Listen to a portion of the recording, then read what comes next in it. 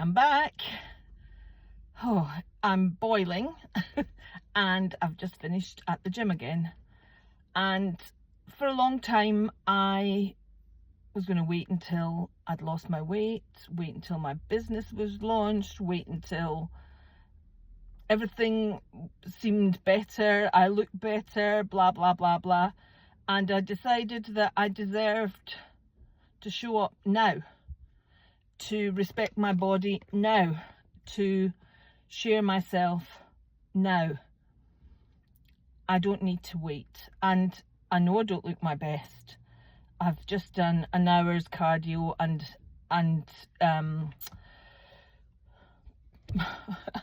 arms and glutes and upper body in the gym. So I've been in there for 2 hours. And, you know, I love moving my body. It takes a while to get there, but once I'm there, I'm fine.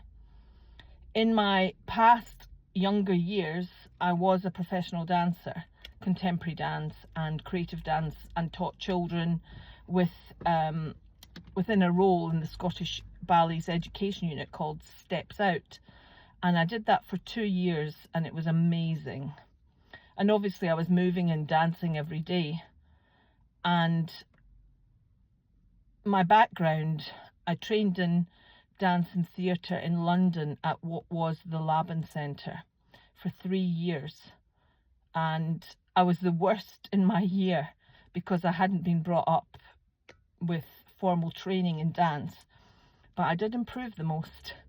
And it was amazing. I loved it. I loved that feeling, the discipline, the just moving every day. Absolutely loved it. But I kind of knew I wasn't ever going to be the best performer, the best technician.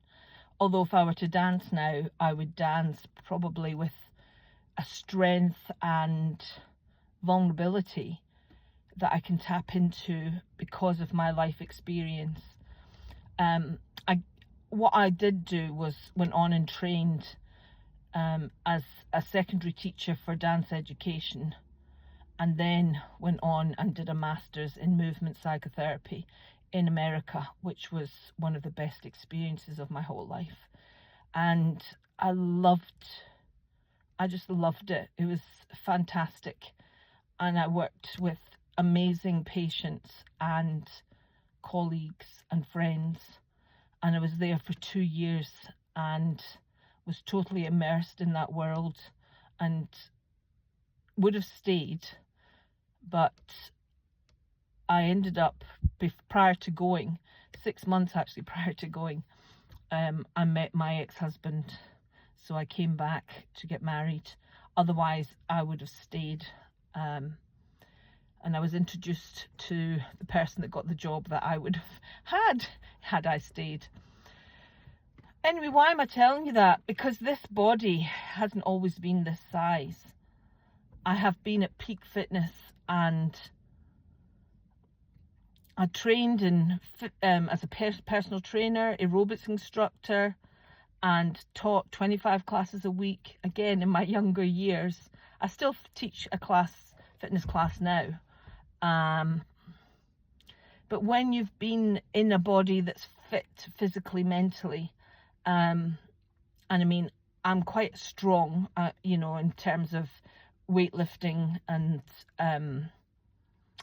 moving my body. I wasn't always flexible, but I worked on it. It's hard to not be able to do that. It's hard to feel restricted and restrained. And this body, I've got a sliding hernia. I've been diagnosed with type 2 diabetes, which some of the story that I shall share with you in future videos contributed to that. I recently had a fall and seriously sprained my wrist, broke a couple of ribs. I had a fall 5 years ago and broke my ankle. So this body has, you know, looked after me and been through the mill. And I mentioned yesterday about armour and my fat suit.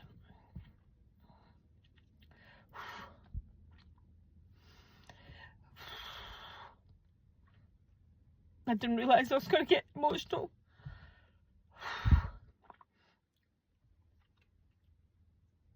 These are good tears, happy tears, because it just feels a privilege to be able to move again.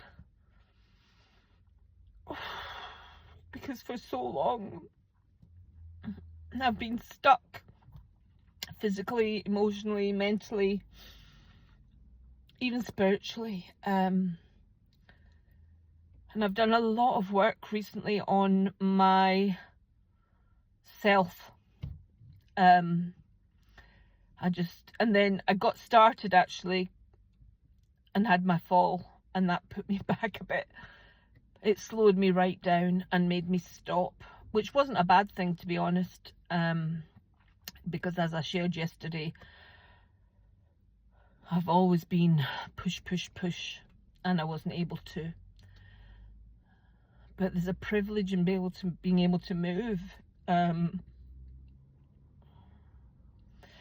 And I want to be very fit and healthy for myself, for my age, for my future, to inspire others, for my business.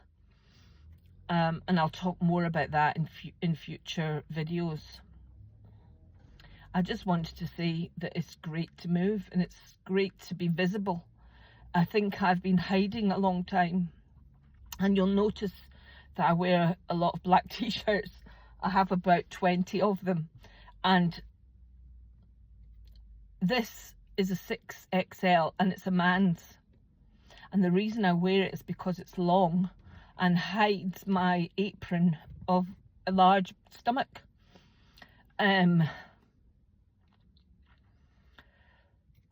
that in itself is hard to come to terms with at times. And it's a symptom of my life in the last 10 years.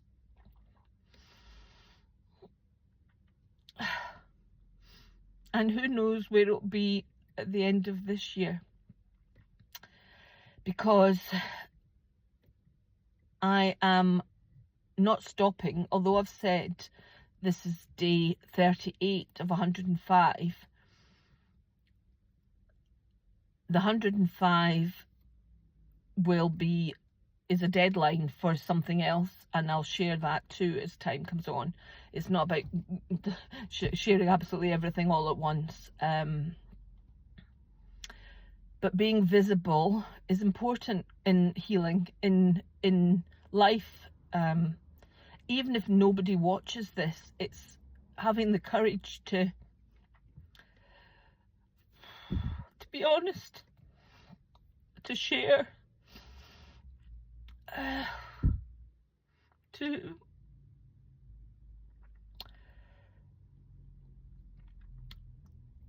see myself and know that I'm more than this body. I'm more than what's happened to me. And funnily enough, I was doing some walking round my block, round where I live, and these boy racers went past, and somebody shouted out the window, "You fat bee," and I just shrugged my shoulders, because genuinely that doesn't affect me. It would have in the past, but it doesn't now, because the truth is I'm carrying excess fat, but that's not who I am. And I think people are quick to judge when they see somebody. They don't know that person, they don't know their story. Most people that I know have a story to tell. And the other part that I haven't shared is I'm a specialist in weight management, and I deliver education on behaviour change and compassion and self-awareness, all of those things. And 99% of my patients have a story to tell. They're not lazy. And if people take time to get to know them or get to know me, they might see there's multiple layers that have led to this fat suit, this armour. And my future business is not just about anything to do with weight particularly. It may be about armor, but armor can take many forms.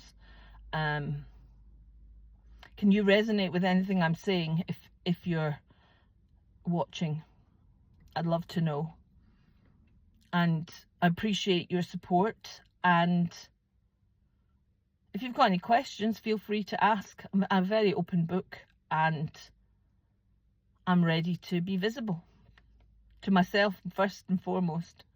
But thank you for joining me today, and I look forward to talking to you tomorrow. Have a great day. Bye.